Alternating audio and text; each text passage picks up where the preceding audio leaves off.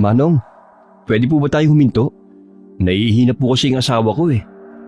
Inihinto ng driver ang van sa tabi nang marinig nito ang pakiusap ng isa nitong pasahero. Ang asawang tinutukoy nito ay si Raraya na kanina pa nagrereklamo na ihing-ihi na habang bumabiyahe. Mabilis na bumaba ang babae at pumunta sa likod ng malaking puno. Masukal at maraming talahib sa lugar na yon. Walang lingon-lingon na umihi siya roon. Pagkatapos ay nakahinga siya ng maluwag. Saka pa lamang lumingon sa kaliwang bahagi. Naistatwa siya sa kinatatayuan nang makita ang isang babaeng walang buhay. Duguan at wakwak ang katawan. Agad siyang lumabas sa talahiban na yun, pero hindi pa man siya nakakalayo ay hindi niya na napigilan pang masuka. Nang makita siya ng asawa, lumapit ito kagad sa kanya. Ano nangyari? Ayos ka lang ba? Junior, Diyos ko po, may bangkay! May patay doon! Anong sinasabi mo, Raray? Anong bangkay? Doon sa likod ng puno, nakahandusay siya. Duguan! Wakwak ang katawan niya. Nakalabas sila man loob, Junior. Diyos ko! Baka naman kung ano lang yun. Hindi ako namamalikmata. Nakita ko mismo. Amoy dugo. Nilalangaw. Parang hayop na kinatay. Tingnan mo. Ayoko nga. Tumawag tayo ng pulis. Hindi, wag na. Ano? Bakit? Baka madamay pa tayo dyan. Halika na. Bumalik na tayo sa loob ng sasakyan. Naghihintay ng driver oh. Ayusin mo yung sarili mo. Pero mahal, sigurado ka ba? Alam mo naman yung ipinunta natin dito, di ba? Hindi tayo pwede masangkot sa gulo. Tara na. Sigurado bang safe tayo dito? Paano kung adik ang gumawa niyan o kaya aswang? May aswang ba sa bayan na to? Shh, tama na. Wala naman siguro. Halika na. Kanina pa naghihintay yung van. Inayos ni Raray ang sarili bago bumalik sa sasakyan. Nadidinig nila ang ibang pasahero na nagrereklamo dahil sa tagal nilang makabalik. Humingi na lamang sila ng pasensya sa mga ito. Ngunit hindi makalimutan ni Raray ang kanyang nakita kanina lamang. Kaya pinilit niyang ipikit ang mga mata habang nakayakap sa asawa. Dumaan sila sa isang lungsod bago nakarating sa lugar na pupuntahan. Sumakay sila ng tricycle at bumiyahe ng mahigit 10 kilometro bago nakarating sa baryo Kambangay. Naiwaglit sa isipan ni Raray ang kahindik-hindik na nakita niya kanina. Maganda at malaki naman pala itong bahay ni ate at kuya. Bakit nila iniwan ang lugar na to? May kuryente at may sariling balon. Malawak ang lupain nila at pwedeng taniman ng mga gulay at ibenta sa palengke. May palayan din tsaka fish pond. Tamang-tama, bibili tayo ng similan ng tilapia para may ma-harvest tayo pagkalipas ng ilang buwan. Mag-alaga din tayo ng mga manok. Hindi tayo mamomroblema sa pagkain dito. Sipag lang talaga ang kailangan at perang pampuhunan. May natitira pa naman tayong pera eh. Ibibili natin ang kakailanganin dito. Pero ma, hindi kita tayo pagalitan ni ate. Hindi kasi tayo nagpaalam na titira dito. Baka palayasin tayo eh. Oo nga ma, baka magalit si ate. Lalo na't inaway ko siya noon. Tsaka hindi ko napadalahan ng pera nung nasalanta sila ng bagyo. Ikaw naman kasi, bakit napakamaldita mo? Ayan tuloy, nagdadalawang isip ka tuloy sa ate mo. Ang damot mo kasi. Sinabi ko na noon na bigyan mo ang ate mo ng tulong dahil kailangan nila.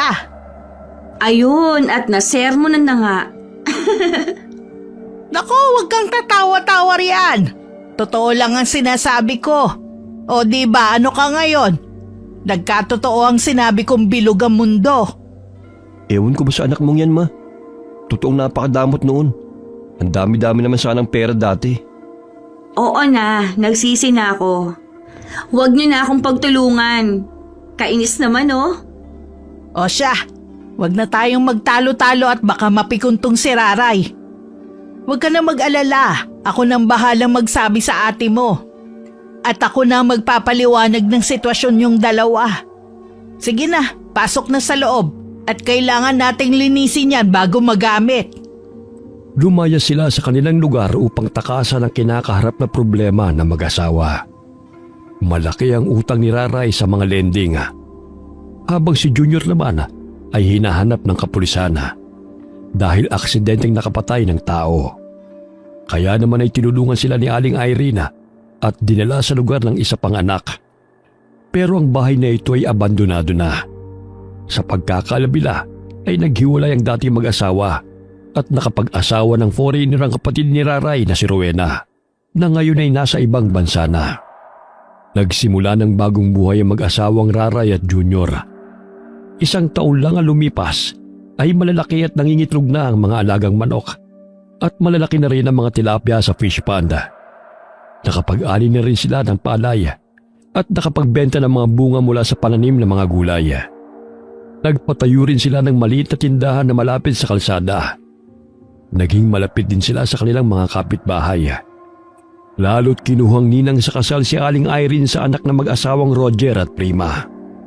Maaliwalas ang umaga nang minsang madaan si Mang Roger sa tindahan nila. Magandang umaga, Mare. Pabili nga ako ng toyo at mantika, tsaka sibuyas at paminta. Mukhang masarap na ulam ang lulutuin mo Huhulaan ko. Adobo ang uulamin ninyo, no? Nahulaan mo. Adobo nga. Adobong langka. Uy, masarap yun. Pahingi ako Oo ba? Ma, ikaw ba ang bumili nitong pregnancy test? Aanhin mo to. Saan ba ginagamit ang bagay na yan, Ginagamit ng buntis. Yun naman pala bakit mo pa tinatanong? Sino nga ang gagamit? Ikaw? Aba, wag mo akong minamalit at hindi pa ako nagme-menopause, no? Pangarap pa namin ng tatay mo na magkaanak ng lalaki. Mama talaga, 50 ka na kaya? Ang arte-arte mo pa paanong dalaga? Napatingin si Aling Irene kay Raray at hinampas ito sa balikat ng pabiro. Aba, syempre naman. Kahit 50 na dapat maalaga pa rin sa sarili. Hindi porket matanda na losang na. Aba, buntis ka ba, Mare? May asim ka ba pala? Mukha ngang mas masigla ka ngayon kaysa nung huli kitang nakita. Ako pa ba? Hindi ko naman pinapabayaan ng sarili ko, no? Kahit paabala sa tindahan, dapat fresh pa rin. Nasaan nga pala si kumpare? Kanina ko pa hinahanap Hindi ba't palagi siya nakatambay dito? Umuwi muna sa kanila. May inayos lang. Pero babalik din yun sa susunod na buwan. Siya nga ba, Mare? Ay, Mama, magluluto na ako. Ano bang gusto mong ulam? Agahan ko na magluto at pupunta daw kami sa bayan mamaya para mamili ng mga paninda. Ubus na kasi yung ibang paninda mo O sige, magluto ka rin ng tortang talong para mapasarap ang kain ko. Tapos mag-isa ka din ng alamang. Naku, naglalaway ako sa alamang Sige. Iyon na lang muna ang ulam natin mamaya. Ihahatid ko lang dito mamaya Ay, siya nga pala. Doon ka ba sa bahay mamaya matutulog? Hindi na muna. Dito muna ako sa tindahan. Mas masarap ang tulog ko dito Kayo po ang bahala. Bibili na lang po ako ng tilapia para panghapunan natin mamaya. O sige. Prito sana saka bumili ka din ng mangga. Aba, at talagang mukhang naglilihi ka nga. Akala ko'y biruan nyo ng mag-ina. Hindi naman gaano. Medyo napapasarap lang ng kain. O sige, Mare. Mauna na ako't magluluto pa kami ng kumari mo. Sige. Ingat. Salamat sa pagbili Kinagabihan ay hindi makatulog si Aling Irene dahil sa nararamdaman niyang pagkirot ng kanyang puson at bewang. Ilang araw niya nang iniinda ito. Pakiramdam niya ay may lumulutang sa ilalim ng puso niya. Pero nung gumamit siya ng pregnancy test ay negatibo naman ang resulta. Marahil nga ay bunga ito ng pagme-menopause niya. Napabalita tuloy sa buong lugar na nagdadalang tao siya kahit hindi naman. Sa wakas ay nakatulog ang matanda. Pero sandali pa lamang ay bigla na naman siyang naalimpungatan nang marinig ang biglang may kung anong kumalabog sa bubong. Tapos ay parang may hangin o nilalang na gustong sirain ng yero. Marahan niyang kinapa ang flashlight sa tagiliran at bumangon. Naalala niyang may tira siyang ulam na hindi nailigpit at naisip na baka pumasok ang pusang pasaway. Tinapat niya sa itaas ang flashlight sa pinailaw. Napansin niyang biglang sumilip ang liwanag. Agad niyang napagtanto na butas na ang bahaging yun ng bubong. Matapos niya itong ilawan, ay may narinig siyang tila tumalon at mga kaluskos na parang papalayo. Ipinagwalang bahala na lamang ito ng matanda dahil wala naman sa isip niya ang anumang bagay. Akala niya ay pusa lamang ito ng kanilang kapitbahay. Nang mailigpit na niya ang ulam, agad siyang bumalik sa higaan at ipinagpatuloy ang kanyang pagtulog. Madaling araw na rin nang siya'y makatulog, kaya tanghali na siya nagising. Umuwi siya sa bahay para maligo at naabutan niya si Raray na kumakain ng hilaw na mangga. Sarap na sarap ito sa kinakain at hindi man lamang makita ng pangangasim ang mukha. Ang sarap! Umagang-umaga manggayang kinakain mo. Ang dami mo nang naubos oh. Baka masira ang tiyan mo niyan. Kumain ka sana muna ng kanin bago yan. Hindi na, Ma. Ayos na itong pang-agahan ko. Ang asim naman yan. Saan mo ba nakuha yan? Sinabi mo kahapon wala ka nabiling mangga sa palengke. Abay pinagdadamutan mo na naman ba ako? Ang nanay naman. Kinuha ko lang to dyan sa kapitbahay. Huwag ka maingay at baka mamaya marinig ka. Pagbintangan pa tayo magnanakaw ng mangga. O bakit, hindi ba? Masarap Saka ang dami-dami namang bunga. Hindi nila mahahalata na nanungkit ako.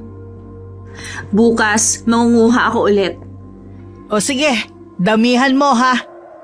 Siya nga pala, nasaan ang asawa mo? Nandoon sa fish pond, pinapakain ng mga isda.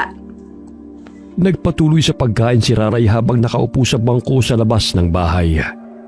Hawak niya ang halos isang plato ng hiniwang manggang hilaw at sarap na sarap niyang sinasawsaw ito sa patis na may sili.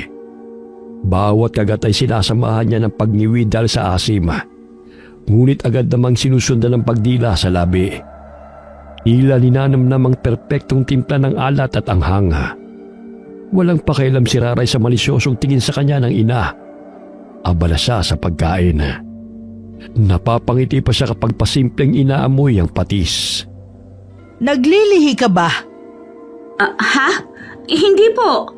Alam mo naman, Ma. Matagal na akong hindi nakakain ng manggang hilaw. Tsaka, alam mo rin na paborito ko to noon pa man. Ganun ba? O sige na, maliligo muna ako at pupunta ako sa high school. Magtatanong ako kung pwede ba tayong magbenta ng ulam at pangmerienda sa kantin nila.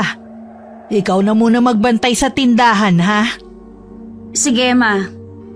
Makalipas ang isa pang buwan, ay may napapansin si Aling Irene sa anak. Medyo tumataba ito, saka lumalaki ang tiyan at bewang. Napapansin din niya ang patagong pagsusuka ng anak sa likod ng bahay. Hoy, umamin ka nga sa akin. Buntis ka, no?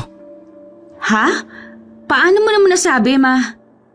Napakrus ng braso si Aling Irene, sabay turo sa tiyan ni Raray. Abay, lumalaki na yung tiyan at bewang mo ah. Kahit anong tabingin ng upo mo, halata pa rin. Ang talas talaga ng paningin ninyo. Wala talaga kayong pinalalampas. Sinasabi ko na nga ba walang normal na babaeng nakakakain ng mahigit 10 hilaw na mangga sa isang upuan lang. Ilang buwan na ba yan, ha? 4 na buwan na po akong hindi dinadatnan Diyos kong bata ka. 4 na buwan na hindi mo pa sinasabi sa akin. Dapat nung 1 buwan pa nagpa-prenatal ka. Napayuko si Raray sabay kagat ng labi. Alam niyang may punto ang ina, pero bago pa siya makapagsalita, hinuwakan ni Aling Irene ang kanyang kamay. Alam mo mahalaga yan, anak. Bukas pupunta tayo sa health center. Huwag ka nang pumalag. Opo, Ma. Salamat po. Napabuntong hininga si Aling Irene, pero hindi mapigilan ang mapangiti. Sa kabila ng pag-aalala, Masaya siya dahil magiging lola na siya. Teka, bakit nga ba itinatago niyo pa sa akin? Ano bang meron ha? May binabala kayong masama ng asawa mo, no? Hala, hindi po. Walang ganon. Hindi ko po agad sinabi sa inyo kasi di ba yung sitwasyon namin? Nababaliw ka na ba? Bakit naman ako magagalit? Apo ko yan. Teka, alam na ba to ni Junior? Hindi pa po eh. Nag-away kasi kami kahapon dahil gusto niyang tumabi sa akin. Ayaw kong katabi siya eh. Naiinis ako kapag nakikita kong pagmumukha niya. Diyos ko naman, Raray. Hindi porket buntis ka ikaw laging iintindihin. Kailangan mo rin mag-adjust at intindihin ang asawa mo, no? May pangangailangan din yun. Diyos ko, nag-asawa ka pa talaga. Naman, parang hindi ka dumaan sa pagbubuntis ah. Sige, basta bukas na bukas pupunta tayo sa center. Habang nag-uusap silang mag-ina, biglang tumunog ang dikipad na telepono ni Raraya. Agad niya itong ibinigay sa kanyang ina. Oh, kayo ang sumagot. O bakit? Sino ba yan? Si ate. May nauna siyang text kanina at nagalit siya kung bakit dito tayo tumira sa bahay niya. Pinaalam mo ba sa kanya? Hindi ah. Paano ko sasabihin? Hindi kami bate. Saka, di ba ang usapan natin noon, ikaw ang magsasabi? Ano nangyari? Ako nang bahala, akin na. Inuha ni Aling Irene ang cellphone at sinagot ang tawag ng kanyang anak. Agad na bumungad ang galit na boses ng kausap at ang panunumbat kung bakit tumira sila sa bahay nang wala man lamang paalama. Pinaalis sila sa lalong madaling panahon. Ano ka ba naman, Rowena? Sana naman maintindihan mo kung bakit dito kami nagpunta ng kapatid mo. Wala na nga siyang mapuntahan eh. Ikaw ba maaati mo na makulong sila mag-asawa? Huwag namang ganun. Ngunit patuloy pa rin sa kanyang paninermon si Rowena. Ang sabi pa nito'y huwag konsintihin ang dalawa. Huwag silang itago dahil tiyak na pati si Aling Irene ay maaaring madamay sa kalokohan ng kanyang kapatid. Ipinagpilitan nitong mas mabuti na umuwi na lamang sila at harapin ang kanilang mga kaso dahil baka doon pa siya tumulong. Ngunit hindi nagpatinag si Aling Irene. Di kung hindi ka makaintindi, di wag. Ako na nga itong nakikiusap, ayaw mo pa akong pagbigyan. Hayaan mo, aalis kami rito. Ibebenta lang namin yung mga naipundar naming gamit. At lalayas na kami dito sa bahay mong inabandona mo na nga. Pinagdadamot mo pa. Agad nitong ibinaba ang cellphone at marahas na umupo. Napahila mo sa kanyang muka. Nagtitimpi ng kanyang galit at inis sa panganay na anak. Sabi sa inyo hindi talaga magandang ideya ang pagtira dito sa bahay niya. Malaki talagang galit niya sa akin. Ewan ko ba sa babaeng yun? Pero may sinabi siya na ipinagtataka ko. Ano po yun? Sabi niya, hindi raw talaga tayo dapat tumira rito. Sabi niya mas mabuting umuwi na lang tayo. O kaya lumipat ng ibang matutuluyan. Dahil delikado raw sa lugar na to. Sus, at naniwala naman kayo. Ang sabihin nyo, nanggigipit lang siya. Kasi, gusto niyang ipamukha sa akin na nakaangat na siya. Mahigit 1 taon na tayo dito May masama bang nangyayari? Hayaan mo siya. Saka tayo umalis kung personal niya tayong palalayasin dito. Paano kung tumawag ulit? I-block mo na lang muna. Mas mabuting umuwi siya at magkausap kami ng harap-harapan. Kinabukasan ay sinamahan ni Aling Irene ang anak papunta sa baryo para magpa-prenatal. Gaya ng napag-usapan ay naglakad lamang sila. Habang naglalakad ay isang matandang lalaki ang nakasalubong nila sa daan. Isang matandang gusgusin. May bahagyang pagkakuba at nakasumrero ng lumang buri. May dala siyang isang lumang sako at may kung anong nakabandel sa loob nito. Nang makita sila, huminto siya at tumingin kay Raraya. Maraming salamat, Ining. Pakiingatan mo yung dinadala mo at maraming matatakam riyan. Ho? Anong ibig niyo pong sabihin, Tatang? Maraming matatakam sa sanggol na nasa sinapupunan mo. Napaatras si Raray. Biglang gumuhit ang kaba sa kanyang mukha. Otomatikong hinawakan niya ang kanyang tiyan. Paano niyo po nalaman na buntis ako? Sa edad ko ito? Ay ha, hindi na bago sa akin ang ganyan. Dati rin ako manghihilot. Kayang-kaya kong makita yan sa kilos at aura ng isang babae. Tahimik na napatingin si Aling Irene kay Raraya. Kita sa kanyang mukha ang alinlangan na. Pero nagpasa siyang baguhin ang usapan. Tatang, saan po ba ang punta nyo? Bakit naglalakad kayong mag-isa? Dahan-dahang lumingon si Mang Lindo kay Aling Irene. Bumuntong hininga at hinigpitan ang hawak sa kanyang dala. Matagal na akong rumarampa sa lugar na ito. At alam kong may parating na panganib. Papanganib? Anong ibig niyo sabihin? Muling humagikgik si Mang Lindo. Pero sa pagkakataong ito, may halong lungkot ang kanyang tawa.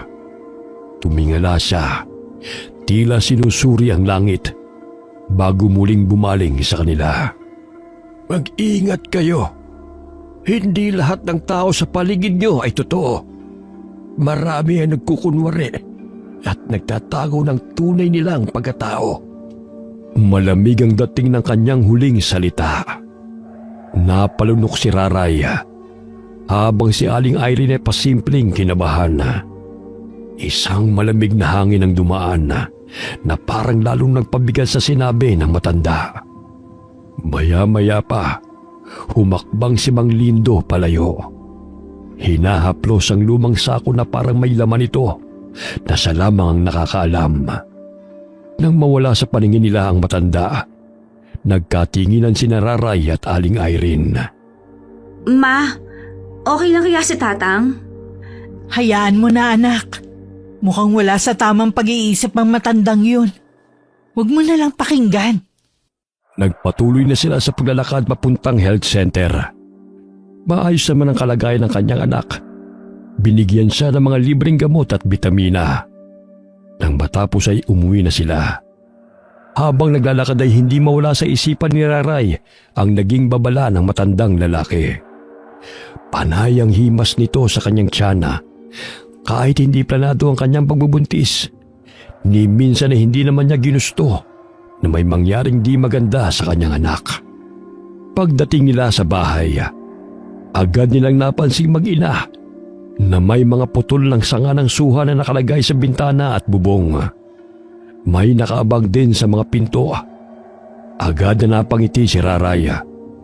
Matapos kasi niyang sabihin sa kanyang asawa ang pagbubuntis niya, nangako itong aalaga nila ang pagbubuntis niya.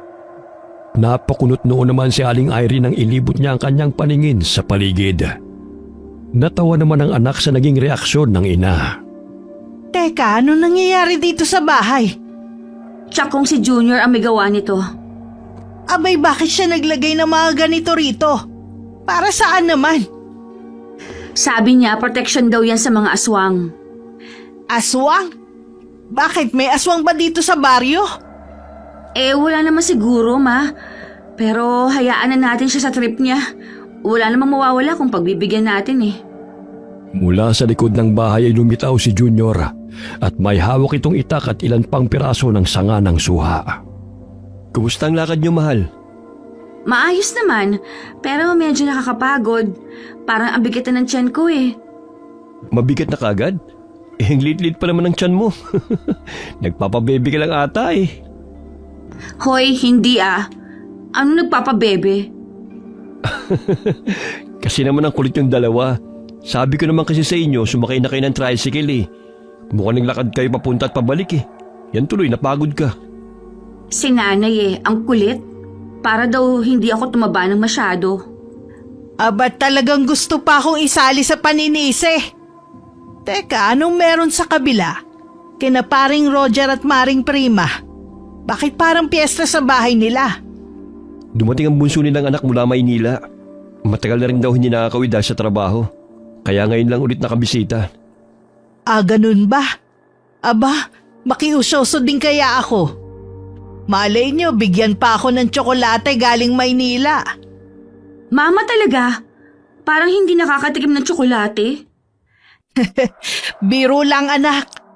Pero hindi masama kung may mag-abot, di ba? Sayang din yun. May punto nga naman si Mama. Nagkampihan na naman kayo. O siya, dinala muna ako sa tindahan tatambay at masyadong maalinsangan dito sa bahay. Sige, ikaw ang bahala. Magpahinga ka na muna, ha? Nang nasa tindahan na si Raraya, sakto namang dumating ang isang dalaga na sa tingin niya ay bagong dating galing Maynila. Maputi ito, may maamong mukha at medyo matangkada. Napansin ni Raraya ang malinis at mamahaling pananamit ng babae.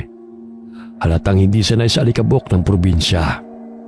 Bumili ito ng soft drinks at bago pa man makaalis ay ngumiti ito kay Raraya at inilabas ang ilang produkto mula sa dala nitong baga. Mga panindang pampaputi at pampaseksi. Nagulat si Raraya at kaagad na tumanggi. Nako, hindi pwede yan sa akin dahil alam ko kapag mga ganyan, bawal yan sa buntis. Bahagyang napangat ang kilay ng dalaga at sandaling tinignan si Raray mula ulo hanggang paa bago muling ngumiti.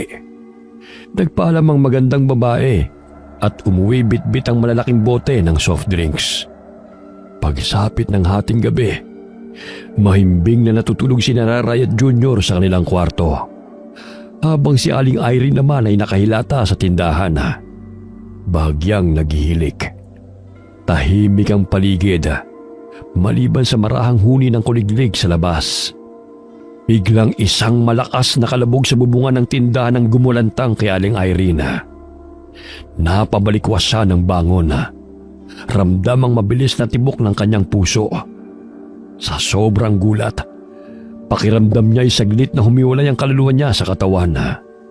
Sumunod ang malalakas na huni at tila away ng mga ibon sa bubungan. Napakunot noo si Aling Irene. Sa inis dumiretso siya sa kusina.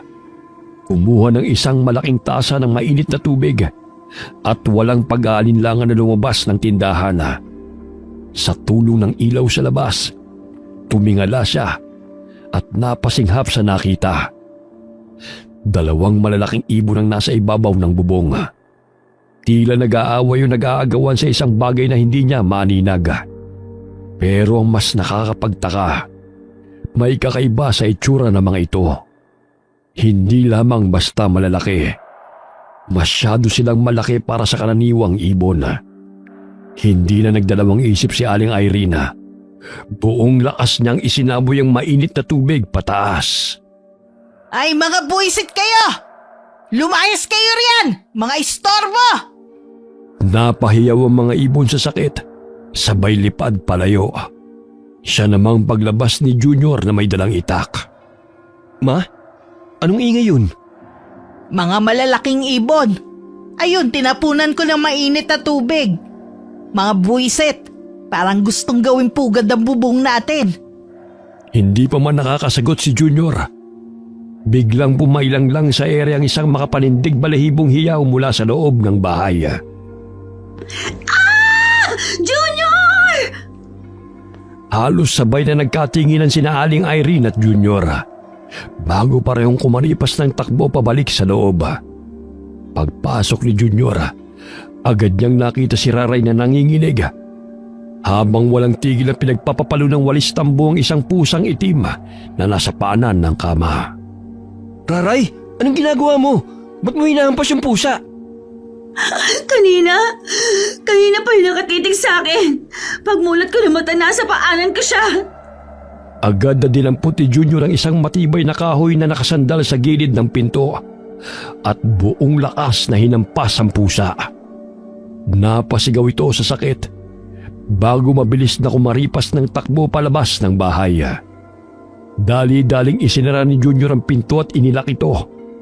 Napatakbo si Aling Irene papunta kay Raraya. Hinahagod ang likod ng anak na nanginginig pa rin sa takot. Ano ba nangyayari sa gabing to? Una, malalaking ibon sa bubong. Tapos ngayon pusang itim sa loob ng bahay? Ma, Junior, natatakot ako. Pakiramdam ko may gustong gumawa ng masama sa akin. Napatingin si Junior sa bintana. Sa kabila ng dilema, may aninong nakatayo sa labas.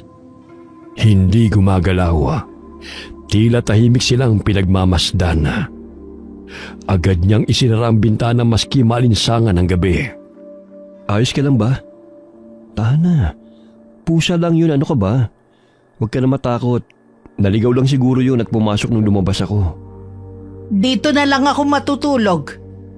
Ma, tabi tayo. Sa kabilang kwarto na lang muna si Junior. Ayos lang ba sa'yo, Junior? Ayos lang, ma. Sa kabila na muna ako matutulog. Kinabukasan ay maagang bumangon si Aling Irene at binuksan ang tindahan. Malayo pala ang mga inatanaw niya na si Mang Roger na may dalang baunana.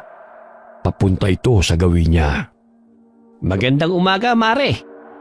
Magandang umaga rin sa'yo, pare. May bibilhin ka ba? Wala. Hinatid ko lang itong itinabing ulam ni Priwa para sa'yo. May ginagawa kasi siya kaya ako na napag-utusan. Birthday kasi ng anak kong galing sa Maynila. Alam naman namin na hindi ka dadalaw Kahit anong pilit namin ang pag-imbita sa inyo. O kaya ito, tinabihan ka na namin ng ulam. Ay wow, salamat dito ha. Pakisabi na lang sa anak mo ha, binabati ko siya. Mukhang masarap to ha. Itsura pa lang nakakagutom na. Uy teka, ano nangyari dyan sa braso mo? Bakit parang may paso? Oo nga Ang tanga talaga ng anak ko kagabi. Nagbuhos ng mainit na tubig sa termos. Pero dahil nakatutok sa cellphone, ayun, sa braso ko nabuhos. Aroy, ang sakit niyan pare. Sinabi mo pa, kung di lang birthday niya ngayon, nako, baka napalo ko na Ipa-check up mo yan, baka magka-infection pa. Oo, huwag ka mag-alala. Pupunta ako mamaya sa klinik. Salamat ha. O paano? Uwi na muna ako. Darating ng mga bisite. Sige. Salamat ulit ha. Kaagad na tinikman ni Aling Irene ang ulam. Dahil natatakam siya sa itsura ng kalderetang kambing. Malapot at malambot. Sarap nguyain. Pero napahinto siya sa pagguya dahil natatabangan siya sa timpla nito. Nakailang piraso siya bago na pagdesisyonan na isalang ulit sa apoy para dagdagan ang timpla ng asin. Habang abala si Aling Irene sa kusina, lumapit si Rayray at sumilip sa kaldero. Ma, ano yan? Kalderetang bigay ni paring Roger. Pahingi ako, ma. Nagugutom na rin ako Mamaya na. Isalang ko muna sa apoy para timplahan ng maayos. Matabang kasi tsaka malamig na rin. Kagabi pa yata niluto to. Sige ma. Mas masarap din kasi kainin kapag mainit. Lalo na kung may dagdag na pampalasa. Balita ko, birthday ng anak Yan ba ang handa nila? Oo, siguro. Buti hindi madamot Kaso, bakit inuulit yung timplahan? Di ba masarap? Medyo. Pero huwag ka maingay baka magtampo. Di sila talaga masarap magluto. Palaging matabang ang mga putahe nila. Di yata sila marunong mag-asin Baka may lahi silang aswang, kaya hindi nag-aasin. Ano ka ba, Raray? Mamaya may makarinig sa'yo. Magalit pa yung kapitbahay natin. Biro ko lang naman po.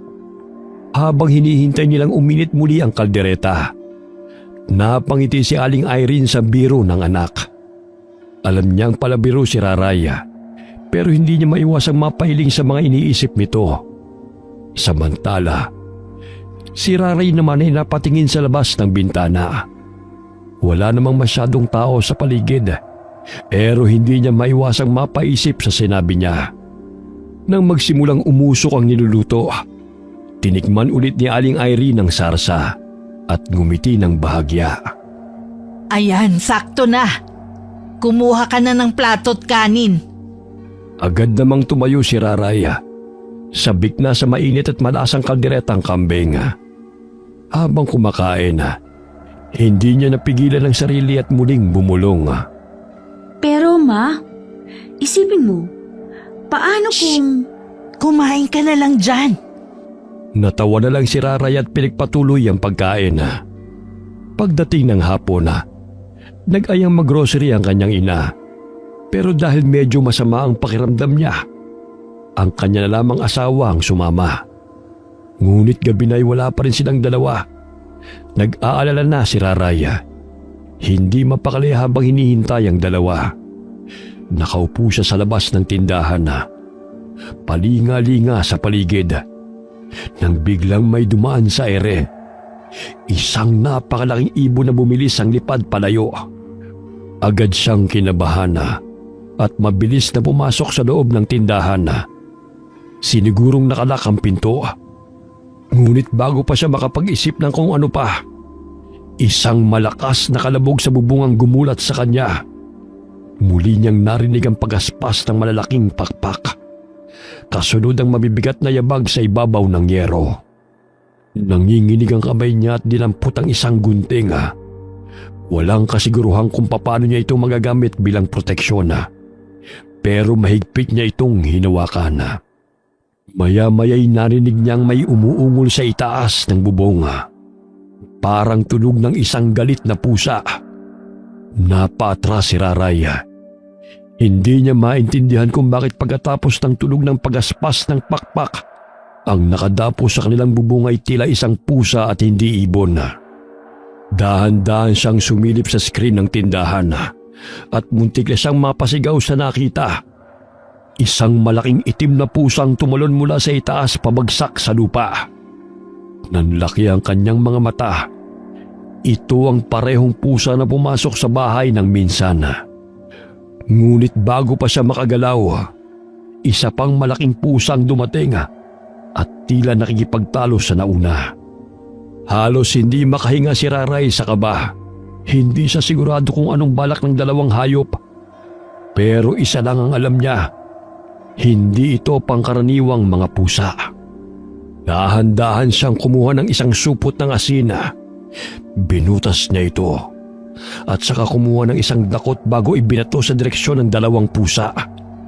Agad silang napatalon at nang tumingin sa kanya, nanlilisik ang kanilang mga mata. Isa sa mga pusa ang biglang tumingala. Waring may hinahanap na daan sa itaas. Nanginginig si Raray habang mahigpit na nakahawak sa natitirang asin, handang ipagtanggol ang sarili laban sa kung anumang nilalang ang kaharap niya ngayong gabi. Sige, subukan mong pumasok. Marami pa akong stock ng asin dito. Kakarestock ko lang. Uubusin ko to sa inyo. Sige lang. Hindi nagpakita ng karuwagan si Raray dahil alam niyang sasamantalahin lamang ng mga ito kung magiging mahina siya. Kailangan niyang gumawa ng paraan para mailigtas ang sarili. Habang hinihintay na dumating ang kanyang asawa at ina, ilang minuto lang ay nagtakbuhan ang dalawang pusa nang may tunog na motor ang dumating at tuminto sa harapan ng tindahan. Sakay sila Aling Irene at Junior. Agad na bumaba si Junior at sumilip sa tindahan. Nakita niyang umiiyak si Raray habang bitbit ang asin. Mahal, ano nangyari? Bakit may hawak kang asin? Bakit ang tagal niyong umuwi? Ang tagal namin nakahanap ng masasakyan tricycle pa uwi. Ano ba kasi nangyari at namumutla ka? Para kang nakakita ng multo. May aswang dito kanina. Sigurado ka ba? Oo, nakita ko. Kakaiba sila. Hindi ordinaryong pusa. Kilala mo ko, mahal. Hindi ako naniniwala sa ganyan. Pero sa nakita ko kanina, sigurado ako. Hindi sila karaniwang pusa lang. Mga aswang sila. Naku, baka inaantok na yung asawa mo. Tanungin mo, baka nagpalipas ng gutom kaya kung ano-anong sinasabi. O heto, may dala kaming fried chicken. Kumain ka na. Ano ba? Maniwala kayo sa akin. May aswang dito kanina. Hindi ako nagbibiro. Shhh! Huminahon ka. Wala ka nang dapat ay pag-alala, mahal. Nandito na ako. Nandito na kami ni Mama. Baka kaya Ayaw tayong patirahin ni ate dito dahil alam niyang may aswang sa lugar na to. Baka hindi naman talaga siya nagdadamot. Baka ang gusto lang naman niya, mailayo tayo sa kapahamakan. Mabuti pa umalis na tayo dito. Oo na, sige na. Bukas na lang natin pag-usapan ang tungkol dyan. Tama ang asawa mo. Bukas na lang natin pag-usapan yan. Pagunda tayong lahat para mag-isip pa. Alam mo naman yung sitwasyon natin. Hindi tayo pwedeng magpadalos-dalos ng desisyon. Paano yung isdaan? Yung palayan? Paano tong tindahan? Sayang naman lahat to, di ba? Pwede naman tayo magsimula ulit. Basta huwag lang dito. Natatakot na ako. Kakayanin naman natin eh. Nakaya nga natin magsimula nung halos walang-wala tayo eh. Ngayon pa kaya na may kaunting ipon naman. O sige na, sige na. Mabuti pa isara na natin tong tindahan. Tulungan mo ko, Junior. Dali mo na yung mga pinamili natin. Sige, ma. Junior, maniwala ka sa akin oh. Pakinggan mo naman ako. Naniniwala ako sa'yo. Pero mahirap kasi magpapadalos-dalos tayo. Pakinggan muna natin si mama sa ngayon. Kumain na muna tayo tapos magpahinga. Kunwari ka pang concern sa akin. Naglalagay-lagay ka pa ng mga sanga sa bubong dyan sa bahay. Pero ngayon kumpirmadong may aswang sa kamoko ayaw ilayo. Hinaan mo nga yung boses mo. Nilalagay ko yan dyan pantaboy sa masasamang elemento sa paligid dahil buntis ka. Ayun naman pala eh. Lumayo na tayo dito, Junior. Huwag na nating hintayin na may masamang mangyayari sa amin ng anak mo. Walang masamang mangyayari sa inyo basta nandito ako. Lagi na kitang babantayan para mawala na yung pangamba mo. Ewan ko sa inyo. Kung may masamang mangyari sa akin, kayong dalawa ang sisisihin ko. Inabukasan, walang imik si Raraya. Hindi kinakausap ang dalawa. Nakaupo lamang siya sa may kusina at tila di napapansin ang kanina pang nag-iingay na tunog ng takore. Mabuti na lamang ay pumasok si Aling Irina at napansin niyang kumukulo na ang tubig. Agad niyang pinatay ang gasula at isinalin sa termos ang mainit na tubig. Ayos ka lang ba, anak? Kanina ka patahimik dyan ah. Ma, hindi ko alam. Hindi ko matanggal sa isip ko yung nangyari kagabi eh. Paano kung bigla silang bumalik? Naiintindihan kita. Kaso nga paano yung mga tanim natin? Malapit nang anihin yung palay. Tapos kung aalis tayo dito, paano kung bumalik ang tatay mo na wala tayo rito? Saan niya tayo hahanapin? Kailan ba kasi siya babalik? Eh ilang araw na lang babalik din yun. Huwag mo nang uulitin yun, ha? Ang alin po? Muntik nang matuyo ang tubig sa takore. Di lang yan sayang sa gasol. Paano kung magkasunog pa rito? Malalagot tayo sa ate mo. Hayaan niyo po, hindi na mauulit. Sige po, doon na lang muna ako sa kwarto ko. Tahimik na naglakad pabalik sa kanyang silid si Raraya. Bigla niyang naisip na mag-impake na lamang ng kanyang mga gamit. Uuwi na lamang siya sa dati nilang lugar at maninirahan doon ng mag-isa kung ayaw umuwi ng kanyang asawa at nanay. Nang matapos siyang mag-impake, ay siya namang pagpasok ng kanyang asawa. Saan ka pupunta? Ayoko na dito. Pareho kayo ni Mama, ayaw niyo maniwala sa akin. Natatakot na ako, baka bumalik yung aswang. Ano ka ba? Huminahon ka nga. Naniniwala naman ako sa iyo eh. Pero dapat muna nating ayusin yung mga alaga natin. Yung mga tanim para di sayang. Yun lang naman. Aalis tayo rito. Maghahanap tayo ng mas magandang lugar. Pero hindi na tayo pwedeng bumalik dun sa dati. Alam mo makukulong ako. Tayo. Kapag ginawa natin yun. Ay hindi. Kahit ano pang sabihin mo, aalis pa rin ako. Sigurado ka? Eh mukhang ikaw hindi naniniwala sa akin na kaya kitang protektahan laban sa mga aswang na yun eh. Ano nangyari? Wala ka nang tiwala sa akin? Hindi naman yun ang ibig kong sabihin. O sige, ganito na lang. Kailangan muna natin maibenta maski man lang yung mga gulay. Saka mga alaga natin dito. Alis kagad tayo. Si Mama na lang daw maiiwan dito para hintayin si Papa. At sila na lang daw munang mamamahala sa isdaan at palayan natin. May iwan si Mama? Gustuhin man niyang sumama pero hindi talaga pwede.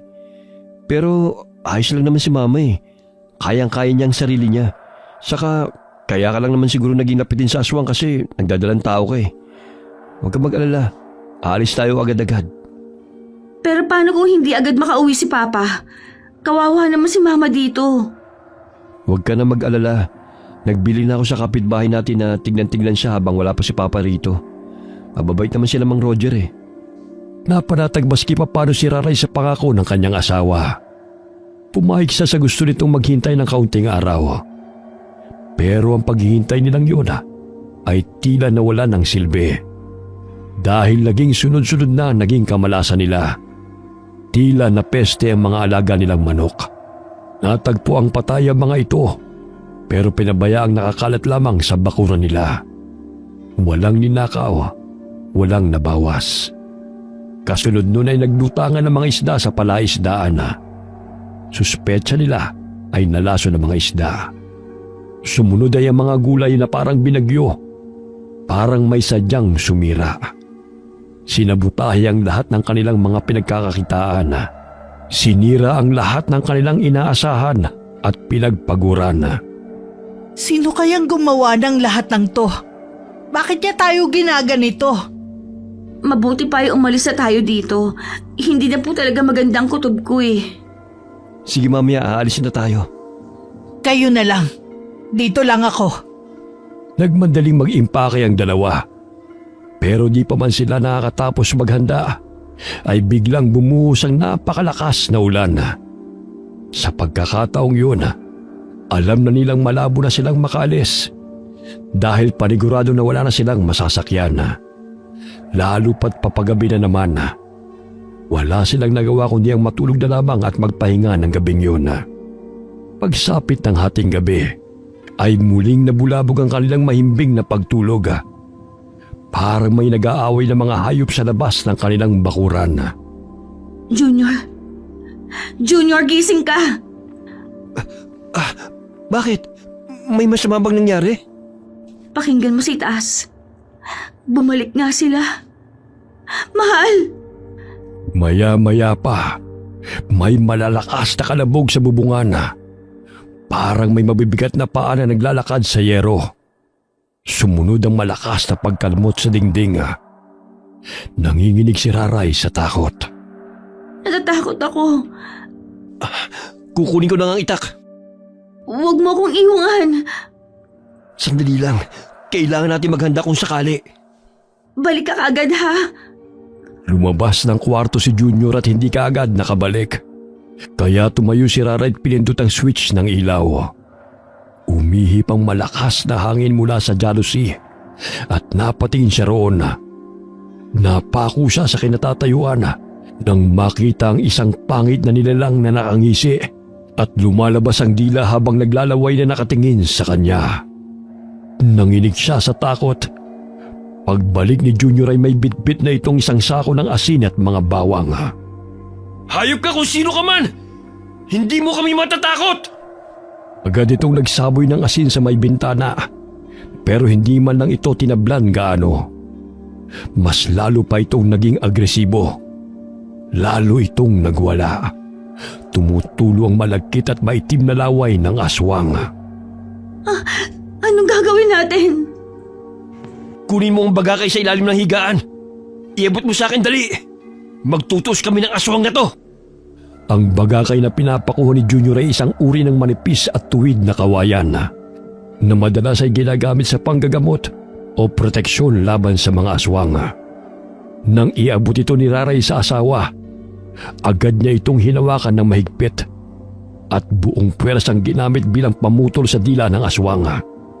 Napahiyaw ang nilalang sa labas ng bahay. Isang nakakapanindig balahibong sigaw ng sakit at galit. Nagpupumiglas ito, pero lalo pang isinagad ni Junior ang bagakay. Sinisigurong mapuputol ang tuluyan ng mahaba at matulis na dila ng aswang. Dumaloy ang maitim at malagkit na dugo mula rito. Bumaha sa sahig at nagkalat sa bintana. Nang tuluyang maputol ang dila, mabilis na umatras ang aswang. Tinatakpan ng dugo ang bibig habang lumulundag palayo sa dilim ng gabi. Nanginginig si Raray sa takot habang yakap ang sarili. Hindi makapaniwala sa nasaksihan na. Tapos na. Umalis na siya. Ayos ka lang ba? Hindi sumasagot ang kanyang asawa. Umihikbi lamang ito. Nanginginig ang katawan sa takot. Samantala, nagising din sa tindahan si Aling Irene at naririnig ang kumusyon sa loob ng bahay nila. Hindi siya lumabas, pero nakita niya ang nilalang na may kasamang 2 malalaking pusa. Dahil sa takot, hindi na siya lumabas at naghihintay na lamang ng pagkakataon at katahimikan bago siya umalis pauwi sa bahay. Naduduwag siya at hindi makapaniwala sa nakita. Ngayon lamang siya naniwala sa mga sinabi ng mga anak. Nag-aalala siya ngayon para sa anak na buntis. Kaya naman nung mawala na ang ingay sa labas, ay nagmasid siya sa paligid. Nang masigurong nawala na ang ingay, ay dali-dali siyang lumabas at tumakbo papunta sa bahay. Kumatok siya ng maraming beses bago pa pinagbuksan ng pinto. Diyos ko, Junior! Duguan niyang kamay mo! Ma, si Raray. Bakit? Ano nangyari sa anak ko? Mukhang na-trauma siya sa nangyari kanina. Pumasok si Aling Irene sa kwarto at nakita niyang nakasiksik si Raray sa sulok sa likod ng kabinet. Nanginginig pa rin ito at ayaw tumayo. Halatang gulat na gulat pa rin sa nangyari. Hindi napigilan ni Aling Irene ang sarili.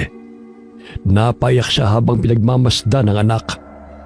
Hindi niya inakala sa isang gabi lamang ganito na ang magiging kalagayan ni Raray. Para bang nawala ito sa sarili. Tulala at takot na takot. Lalo siyang nag-alala dahil buntis pa naman ito. Hindi niya alam kung paano ito aamuin o kung paano muling maibabalik sa normal ang pakiramdam ng anak. Magdamag niya itong niyakap. Pinapatahan habang marahang hinihilot ang ulo. Pinainom din niya ito ng mainit na tubig. Umaasang kahit paano'y makabawas ito sa kaba at takot na bumabalot kay Raray. Anak, tama na. Ligtas ka na, wala na ang aswang. Hindi. Hindi pa siya umaalis. Naririnig ko pa siya. Nasa labas lang siya nakatingin, naghihintay. Wala na, anak. Tapos na. Kasama mo na ako. Gusto niya ang anak ko, di ba? Alam niya. Alam niya. Hindi niya ako titigilan. Anak, walang kukuha sa'yo. Hindi kita pababayaan. Hindi ka nila nakikita, Nay. Ako lang. Ako lang ang gusto nila. Naririnig ko sila. Kahit ngayon, ang ingay nila. Anak, tama na. Wala kang naririnig. Tapos na ang lahat. Hindi totoo yan. Naririnig ko sila. Gusto nilang kainin ang anak ko. Anak, maawa ka sa sarili mo. Tama na, anak. Ma, gusto ko nang umuwi. Ayoko na dito. Uwi na tayo. Ngayon na, habang hindi pa sila bumabalik. Oo, anak. Aalis tayo. Aalis tayo. Labis na nag-alala sina Aling Irene at Junior dahil sa kakaibang ikinikilos ni Raray. Hinala nila ay natroma na nga talaga at tila wala na sa sarili. Kaya naman nagpasa na sila na dalhin ito sa ospital. Naiwan si Junior para bantayan ang kanyang asawa. Samantalang si Aling Irene naman ang lumabas para maghanap ng masasakyan nilang tricycle. Ngunit nang nasa kalsada na siya, himala namang wala ni isang sasakyan na dumadaan. Meron pa isa-isa, pero hindi naman pampasahero. Nabalitaan ng ginang na may inililibing na tricycle driver. Kaya malamang na nakipaglibing ang mga ito sa kanilang kasamahan, kaya walang namamasada. Sa gitna ng kanyang labis na pag-aalala, biglang napatigil ang ginang nang makita ang matanda na nakita nila ng anak noong papunta sila ng health center. Ikaw? Bakit? Tatang natatandaan mo ba ako? Ako yung kasama nung buntis na hiningan mo ng tubig. At nagbabala ka tungkol sa kanyang sanggol. Natatandaan mo? Oo. Bakit? Kailangan namin siyang dalhin sa ospital. Kagabi kasi may nangyaring hindi maganda. Mukhang hindi kinaya ng utak niya at natulala na lang. Tatang, sinalakay kami ng aswang. Naniniwala ka na ba sa akin ngayon? Oo, naniniwala na ako. Siya nga pala. Baka may kakilala kayong may tricycle. O anong pwedeng masakyan papunta sa bayan? Wala akong may tutulong sa bagay na yan. Pero meron akong may tutulong sa ibang bagay. Yun ay kung hahayaan mo ako at papayagan. Anong ibig mong sabihin? Isa akong albularyo, iha. Matutulungan kita sa anak mo. Albularyo ka? Bakit ang tungis mo? Saka ang dami mong bitbit na abubot to. Akala ko nga pulubi ka na pag-aalaga-ala lang eh. Ito mga bitbit ko. Mga halamang gamot to na kinukuha ko dyan sa gubat tuwing umaga. Marumi ako, siyempre. Sino ba naman ang pupunta ng gubat na naka-deforms? Pasensya na kayo kung nahusgahan ko kayo. Ayos lamang yun. O ano, ihatid mo na ako sa anak mo. Hindi na nag-isip pa si Aling Irina. Kaagad niyang isinama ang matanda pa uwi. Habang naglalakad, napansin niyang maraming tao sa bahay ng kumpare niyang si Mang Roger. Agad nagtanong si Aling Irene kung ano nangyari.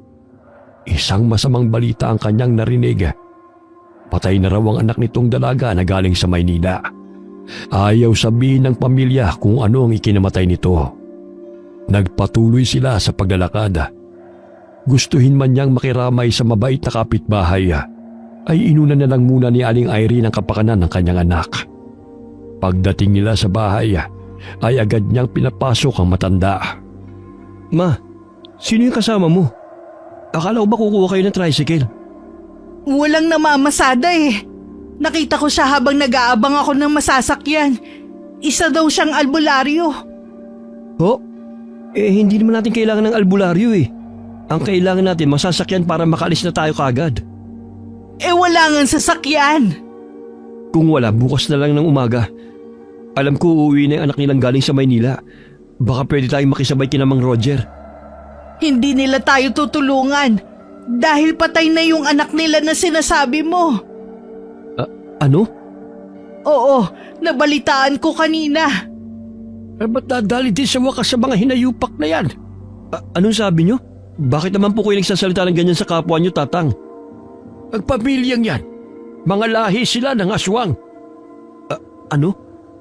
Paano matagal nang naniniraan dito sa baryo ang pamilya na yan? Ilan lamang naman ang nakakaalam sa tunay nilang pagkatao. Yun lamang mga katulad ko na albularyo. Yang pamilya na yan, mababait naman sila. Nagiging aswang sila, pero di naman sila na may merwisyo ng tao. Teka, ang sinasabi niyo ba, posibleng silang sumasalakay na aswang sa amin? Hindi malayo, anak. Sandali, namatay ba kamo mama yung anak nila? Diyos ko. Oh, bakit? Agresibo kasi yung aswang na yun kagabi. Tapos nadali ko siya. Naputulan ko ng dila. Nako, kayo palang may kagagawan. Delikado. Delikado talaga. Bakit to, Tatang? Dahil tiyak na maghihiganti sila. Kailangan natin maghanda. Bakit naman sila maghihiganti? Hindi ko naman sinasadya. Anong gagawin natin? Kailangan natin ng panlaban sa aswang. Kailangan natin maghanda. Sasamahan ko kayo. Ano po bang mga gamit na kailangan nyo? Asin, bawang, suka at sili. Huwag mong sabihin na wala kayo nun. Meron po. Marami akong bilhin ng bawang nung nakaraan kasi pasama ng pasama ang duda ko sa paligid. May 2 container naman ng suka. Tsaka marami rin pong sili sa likod ng bahay. Kukunin ko muna ang 1 sako ng asin sa tindahan. Mabuti kung ganon. Teka, nasaan na ba yung anak mong babae? Ay, oo nga pala, nakalimutan ko. Halika, sasamahan kita papunta ron. Naabutan nila si Raray na kumakain ng tinapay habang nakaupo pa rin sa sulok. Nang makita niya si Mang Lindo, natigilan siya at nagsimulang humikbi. Ma! Aswang! Huwag ka lalapit! Diyan ka lang! Shh, anak. Hindi siya aswang. Si Tata Lindo yan, naaalala mo? Hindi siya masama. Iha, pwede ko bang hawakan ang kamay mo? Oh, wag! Kakainin mo ako! Hindi kita kakainin. Gusto ko lamang tingnan kung may sugat ka. Sandali lang, ha? Sige. Tinapat ni Mang Lindo ang dalawang daliri sa pulsuhan ni Raraya saka pumikit. Pagkatapos nun ay nilapag niya ang baga at binuksan na. Kinuha niya ang isang maliit na kahon at binuksan na. Bumungad ang maliliit na garapa. Kumuha siya ng isa at binuksan na. Naglalaman yun ng langis na may maliliit na kahoy sa ilalim. Inumin mo ito, Iha, para gumaling ka. Teka, Tatang. Para saan yan? Ligtas ba yan inumin ng anak ko? Buntis siya at baka mapano ang bata. Alam kong buntis siya, kaya huwag ka mag-alala. Ligtas ang gamot na ito. Paano ka nakakasiguro? Isa akong albularyo sa lugar na ito, kaya magtiwala ka. Kahit matagal na akong tumigil sa panggagamot, alam ko pa rin kung paano manggamot. Sige na, ipainom mo na to sa anak mo. Sige na, anak. Inumin mo agad yan. Nagdadalawang isip si Raray na tanggapin ang bote. Pero kalaunan ay kinuha niya yon at ininom hanggang sa naubos. Hinipa ni Mang Lindo ang tuktok ng ulo ni Raraya, saka umusal ang paulit-ulit na orasyon na. Pagkatapos ay inihipan niya ulit. Nakaramdam ng hilo ang babae at unti-unting pumikit. Ano nangyayari sa kanya, Tatang? Bakit nahimatay ang anak ko? Kumalma ka lang. Umepekto ng gamot, kaya normal lang na makatulog siya. Ihiga na lang natin siya sa kama at hintayin na magising. Gagaling na ba ang anak ko? Ikagaling siya. Ako pa. Ako nga pala. Palitan mo ang suit niya ng itim na damit. Bakit? Para hindi makita ng mga aswang ang sanggol sa sinapupunan niya. Sige. Narito na nga si sukat bawang. May sprayer ba kayo? Meron po. Nasa likod ng bahay. Kunin mo. Kailangan matapos na natin ang paghalo ng mga sangkap bago pa kumagat ang dilim. Kinuha ni Junior ang sprayer, saka pinuto ng 3 puno na mayabong na sili at dinala sa loob. Mas madali kaysa isa-isahin sa pagpitas sa mga bunga nito. Pinagtulungan nilang pitasin ang bunga ng sili at nilagay sa malaking kaldero kasama ang bawang sa kadilikdik. Habang ang asin at suka naman ay pinaghalo sa malaking balde. Nang matunaw ang asin ay inihalong mabuti roon ang dinikdik na bawang at sili. Pagkatapos ay sinala. Saka naman inilagay sa sprayer. 5:30 natapos sila at nakahanda na. Tatang, epektibo kaya itong panlaban sa mga aswang? Oo naman. Subok na ito noon pa man. Subok na ito noon pa man. Ito ang ginamit ko noong huling nakipagbakbakan ako sa mga aswang na yan. Ang tanong kaya mo pa ba silang labanan ngayon sa edad mong yan? Hindi. Ha? Anong silbi ng posyon na ginawa natin? Pinaglololoko mo na kami. Hindi ko na talaga sila kayang labanan pa. Hindi mo ba ako nakikita? Sa tingin mo kaya ko pang buhatin ang tangke na ito? Tatang naman, huwag kang magbiro ng ganyan. Hindi ako nagbibiro. Hindi ako ang makikipaglaban sa kanila kundi siya. Ako po? Oo, iyo. Ikaw. Ikaw ang makikipaglaban sa kanila. Pero tatang, hindi ko alam kung paano. Simple lang ang gagawin mo, iho. Uminom ka ng isang baso nito. Ano? Abay, sabay pa talaga kayong dalawa. Seryoso ka, tatang? Iinom ako niyan? Ayoko. Hindi ko kaya. Maasim, maalat at manghang. Baka mauna pa ako mamatay sa mga aswang na yun. Wala kang pagpipilian kung gusto mong iligtas ang pamilya mo, bata. Baka mapano siya kung iinumin niya yan. Wala bang ibang paraan, tatang? Ito lamang ang natatanging paraan para masugpo ang mga nilalang na yan. Kaya mamili ka, iho. Iinom ka nito o hahayaan mo na lang na napain tayo ng mga aswang sa gabing ito? Sige, iinom na ako niyan. Pero kung mamamatay man ako, dahil sa epekto niyan, kahit papano'y sinubukan ko maging matapang para sa pamilya ko. Yan! Yan ang tunay na prinsipyo ng isang bayani. Binabati kita. Sumang-ayon ng mutya na ikaw ang magbayari sa kanya. Mutya? Ano pong mutya? Kinuha ni Mang Lindo ang kanyang baga. Nilabas ang maliit na kahon at binuksan na. Bumungad ang gintong itlog na kasing laki ng itlog ng pugo. Napatitig si Junior sa maliit na mutya ng ibon na nasa palad ni Mang Lindo. Kinakabahan siya, lalo na nang marinig ang susunod na sinabi nito. Ito ang mutya ng ibon. Magagamit mo ito bilang iyong katuwang sa pakikipaglaban. Pero kailangan mo itong lunukin ng buo. Ha? Buo? Kaya mo ba yan, Junior? Diyos ko, ako nga parang nabibilao ka na habang iniisip pa lang eh. Tay, baka naman may ibang paraan.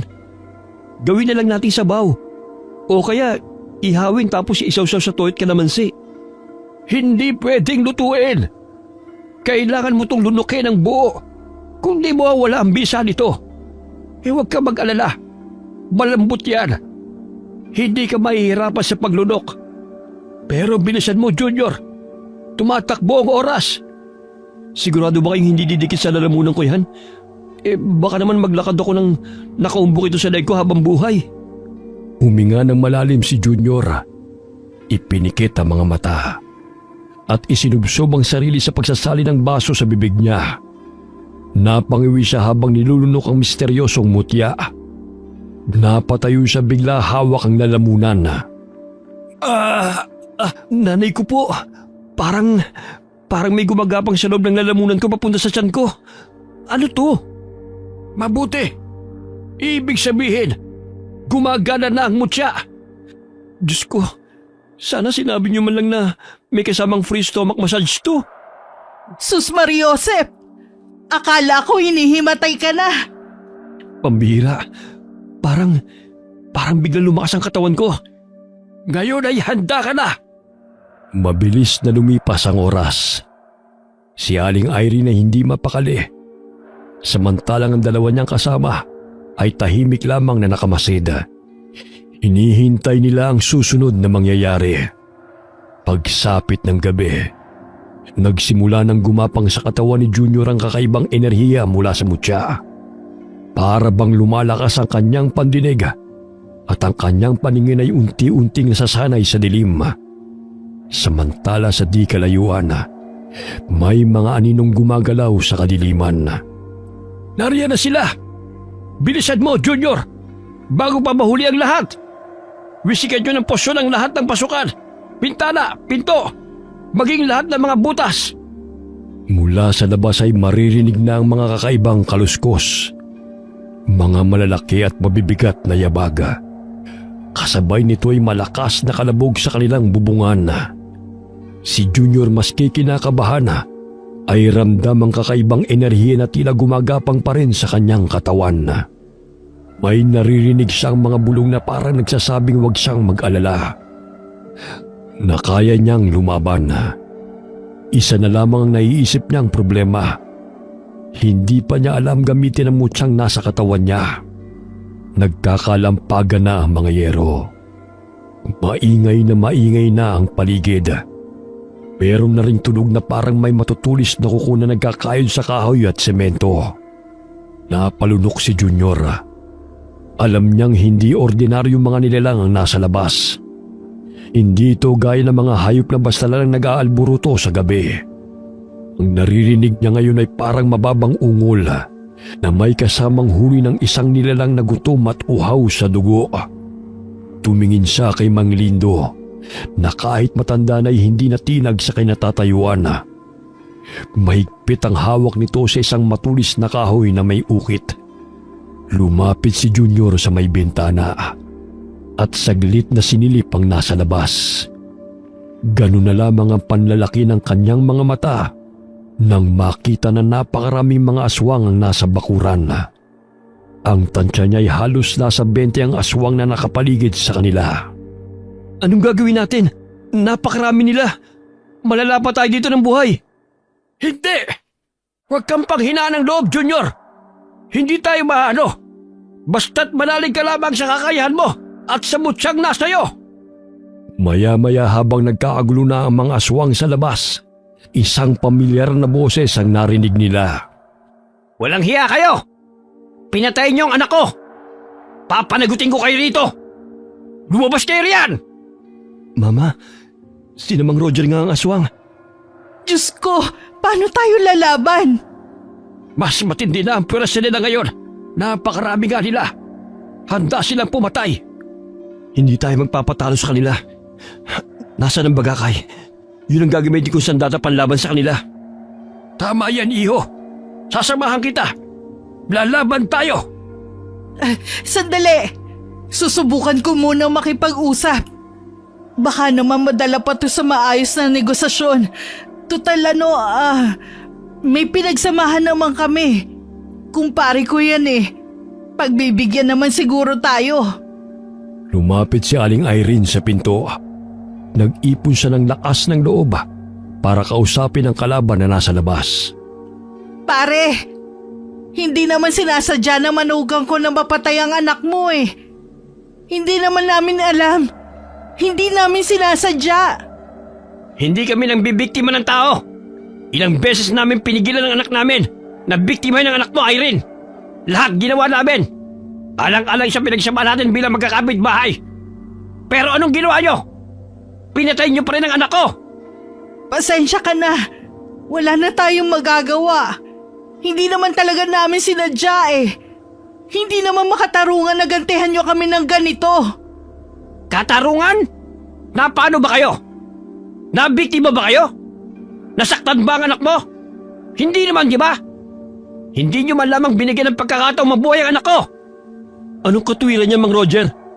Huwag mong balaktutin ang katotohanan. Anak mo ang unang sumalakay. Sinubukan niyang biktimahin ng asawa ko. Ano? Hahayaan ko lang na gawin niyang pagkain si Raray at ang magiging anak ko? Walang hiya ka. Tama nga sinabi nila. Isa kang mamamatay tao. Hindi taong pinatay ko. Isang demonyo. Isang aswang. Magbabayad kayo. Magbabayad kayo! Habang nagbabangayan ng magkabilang panig, pumihit sa likod si Aling Prima. At mula sa bintana sa likod, doon niya nasilip si Raray na nakaupo at tulala. Sumitsit siya ng ilang beses hanggang sa napalingon ng buntis. Nagkatitigan sila sa mata. Umusal kaagad ng panalangin si Raray. Pagkaraan ng ilang sandali, inutusan niya si Raray na hubarin ang kanyang damit pang itaas. Sumunod naman ang babae. Naghanap siya ng maliit na siwang at may nakita siyang maliit na buta sa dingding. Inilabas niya ang kanyang dila. Ipinasok niya roon diretso sa tiyan ni Raray. Pero laking gulat niya nang bigla na lamang may kinuha sa bulsa ng suot itong pajama ang babae. Isang dakot ng asina at binudburan nito ang kanyang dila. Agad niyang binawi ang dila. Nagsisisigaw siya sa sakit. Hindi siya makapaniwala na di umubra ang hipnotismong kanyang ginamit sa babae. Narinig naman ni Junior ang kumusyon sa likod. Kaya umalis siya sa may pinto at pinuntahan ng asawa. Nakita niyang nahubad ang itim nitong t-shirt. Kaya agad niyang tinulungan na makapagbihis ito. Nakita niya ang aswang sa bintana na sigaw ng sigaw. Isinara niya ang kurtina para di na ito makita ni Raray. Nang matapos niyang suotan ng damit ang asawa, naramdaman niyang nag-iinit na ang kanyang kamay. Nang tignan niya ito, may bahagyang liwanag na bumalot sa kanyang palada. Parang apoy na di nakakasunog. Isang asul at gintong liwanag. Palakas ng palakas sa mga kalampag. Ang mga kuko ng aswang ay bumabaw na sa kahoy. Gigil na silang makapasok. Sa isang iglap, nagdilim ang paligid. Tanging ang tunog ng humahaginit na hangin at ang nakakakilabot na pagkalampag ng pinto at bintana ang maririnig. Tapos isang malakas na sigaw ang pumunit sa katahimikan. Biglang bumukas ang isang bahagi ng dingding. Sira na ang kahoy sa isang gilid. Sa isang iglap, nakita niya ang malalaki at matatalim na mga kuko na dahan-dahang sumusungkit papasok. Ramdam niya ang panginginig ng kanyang katawan. Nangingilabot siya sa itsura ng mga nilalang na pilit pumapasok. Hindi! Hindi ko hahayaang makapasok kayo! Hinila niya ang asawa at inilapit ito sa kanyang ina na noon ay hawak ang posyo na ginawa nila. Si Mang Lindo naman ay may hawak na tungkod na may ukit.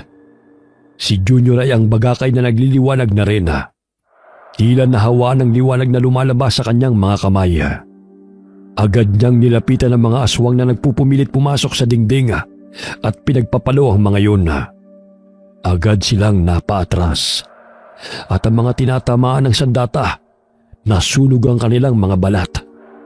Nagsisisigaw sila. Umatungal lang napakalakas. Maririnig ang malalakas na pagaspas ng mga pakpakatakbuhan sa labas. Maya-maya'y biglang tumahimik. Ang tanging madidinig lang ay ang malalakas na paghinga ni na Junior at Mang Lindo sa loob ng bahay. Mabuti na lamang at may dalang lampara si Mang Lindo. Kinuha niya ito sa kanyang sako at sinindihan. Hindi kasi sapat ang liwanag ng mutya sa buong kabahayan dahil maliwanag lang naman talaga ito sa mata ni Junior at ng mga aswang na kanyang kalaban. Nagkatinginan ng dalawa. Pareho silang hindi makapaniwala sa nangyari. Lumabas sila para tignan ang paligid sa labas. Sa wakas, lumabas din kayo! Hindi! Dahil saan tayo? Akala nyo ba'y ganun-ganun lang? Magbabayad kayo, Junior! Pagbabayaran mo ang pagpatay sa anak ko! Sa isang iglap nagbago ang anyo ni Mang Roger. Namula ang kanyang mga mata. Bumaluktot ang kanyang likod at tinubuan ng malalaking pakpak. Humaba ang mga kuko at naging tila mga patalim. Nang inganga nito ang bibig, ay tumambad sa kanila ang matutulis din itong mga pangil.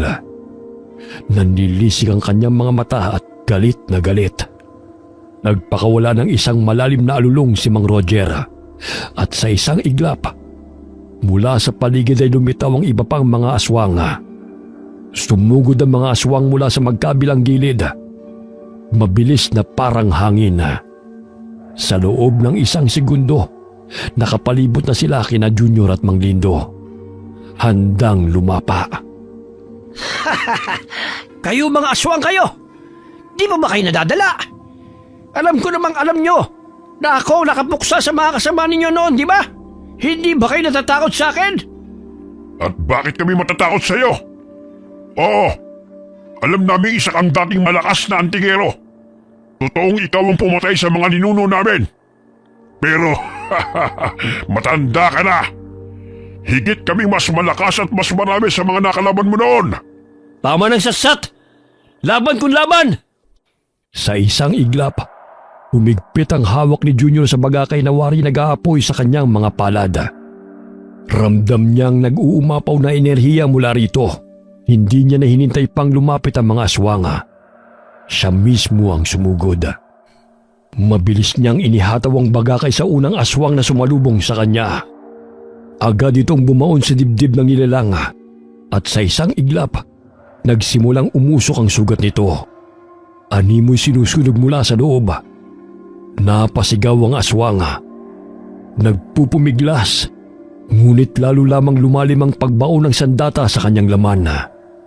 Isang saglit pa at bumagsak itong wala ng buhay.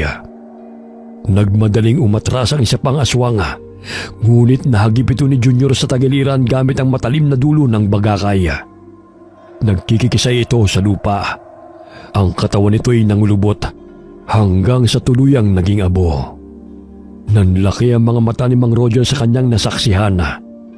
Hindi siya makapaniwalang ang isang tulad ni Junior, isang hamak na tao, ay kayang tapusin ang kanyang mga kasamaan sa ganitong paraan. Napatingin siya kay Mang Lindo na nakatayo sa isang tabi. Mahigpit na hawak ang kanyang tungkod. Ikaw! Anong ginawa mo? Hayop ka! Pinasahan mo ng kapangyarihan kong hayop na to! Ngunit imbes na sumagot, Isang matalim na titig lamang ang isinukli ni Mang Lindo. Muling inihanda ni Junior ang bagakay. Itinapat ito kay Mang Roger at sa titig niyang matalim, maliwanag ang mensahe. Hindi sila titigil hanggat hindi nauubos ang mga halimaw sa kanilang harapan. Sugurin sila! Sumugod ang maraming pusa at higanting mga ibon kay Junior. Ngunit gamit ang liksi at lakas ay binibigay ng mutya, nagawa niyang isa-isang mapatumba ang mga yun.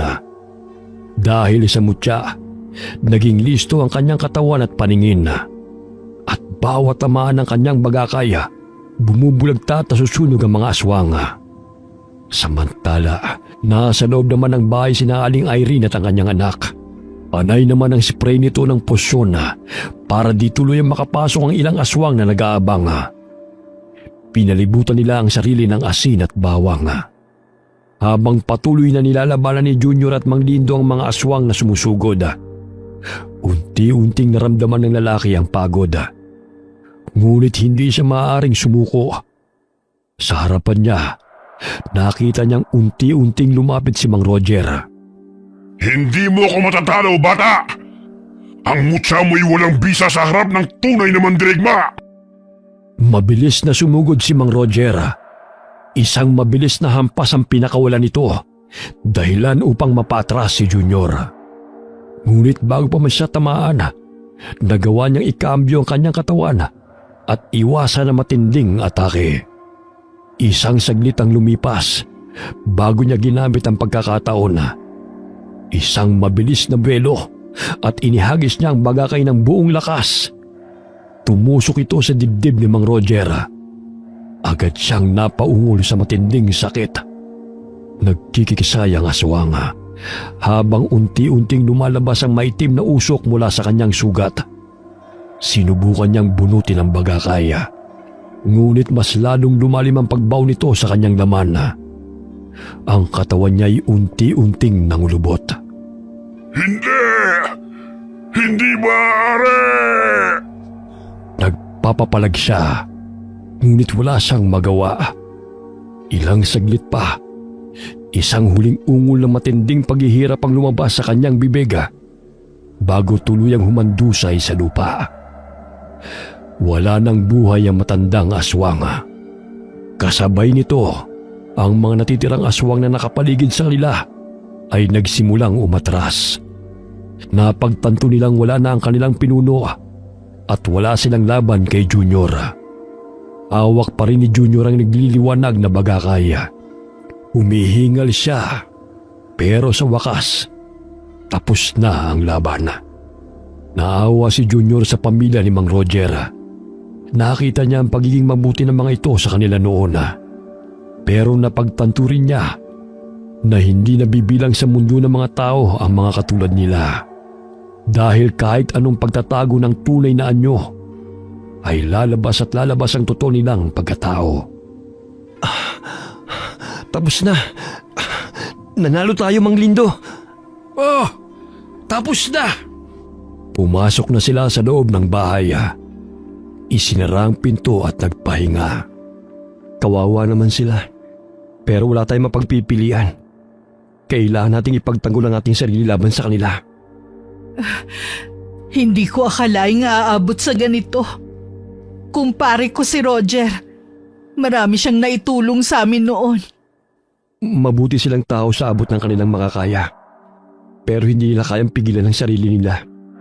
Sa uli, babalik at babalik sila sa kung ano talaga sila. Tama ka, iho. May mga nilalang na hindi maaaring mamuhay kasama ng tao. Kahit anong pilit nilang magpakabuti, darating ang araw na lalabas din ang tunay nilang kalikasan. Ay, salamat ligtas tayo. Pero paano kung bumalik pa sila? Hindi ko hahayaan yun. Kahit kailan, hindi ko hahayaang may manakit ulit sa pamilya natin. Sa paglipas ng mga linggo, unti-unting bumalik sa normal ang buhay ni na Junior. Ipinagpatuloy ni Mang Lindo ang panggagamot kay Raraya. Sa tulong ng mga halamang gamot, orasyon at dasala, ang nakatulong upang maialis ang lahat ng negatibong enerhiyang bumabalot sa isipan ng babae. Nilinis nila ang bahay at pinalayas ang lahat ng mga masasamang enerhiya. Sa paglipas ng ilang araw, unti-unting gumaling at bumalik sa katinuan si Raray. Bumalik ang kanyang sigla at muli siyang ngumiti. Wala nang takot, wala nang trauma. Habang unti-unting gumagang ang kanilang buhay, nag-ipon sina Junior at Raray upang makapagsimula sa ibang lugar. Ayaw na nilang manatili pa sa baryo dahil baka dumating ang araw na muling maghiganti ang mga aswang sa baryong yun. Pero bago sila umalis, dumating ang kapatid ni Raray. Nagkausap sila at nagkasundo. Noon lang nila nalaman na di naman galit kay Raray ang kanyang ate. Bagkus pinaalis sila nito sa bahay niya dahil alam niyang delikado ang pamilya sa banta ng mga aswang. Ginawa lamang niya ang pagpapalayas dati para sila'y mailayo sa kapahamakan. Sa kabutihang palad, tinulungan sila ng kanyang ate na mabayaran ang mga utang at danyo sa pamilya ng nasaktan ni Junior sa kanilang dating lugar. Naintindihan ng pamilya ng biktima na isang aksidente lamang ang nangyari. Kaya mas pinili nilang makipag-areglo kaysa ituloy pa ang demanda. Sa huli, nagsimula sila ng panibagong buhay sa isang payapang lugar. Malayo sa dati nilang baryo, malayo sa anino ng mga aswang. At sa kabila ng pinagdaanan nila, alam nilang sa bawat pagsubok, basta't magkasama silang pamilya, walang hindi nila kakayanin. Nanganak na rin si Raray ng isang malusog na sanggol na lalaki. Samantala, si Aling Irene at ang asawa naman nito ay naiwan sa bahay ng anak na si Rowena upang pamahalaan nito ang mga naipundar na isdaan at bukirin. Sa huli, ang ibang mga kamag-anak at kapamilya naman ni Mang Roger ay nagsialis na rin sa baryo at walang nakakaalam kung saan sila nagsilipat. Sa nangyaring yun, panatag na si Aling Irene at ang pamilya na doon nagtatapos ang malupit na paghihigante ng angkan ng mga aswang. Wakas.